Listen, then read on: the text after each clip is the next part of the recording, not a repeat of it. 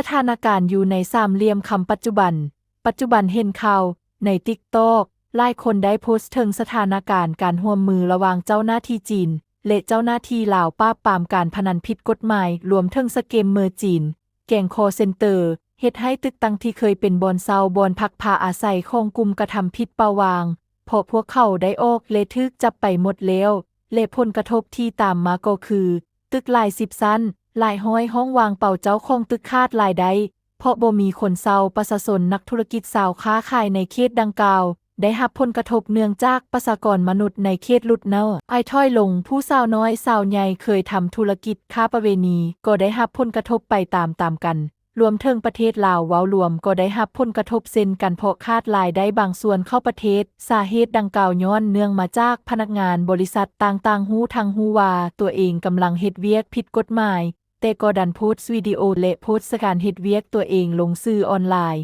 เฮ็ดให้ทางการรับรู้และเข้าไปจับสุดท้ายก็จบข่าว泪水打湿了方便面，发誓不被女人骗。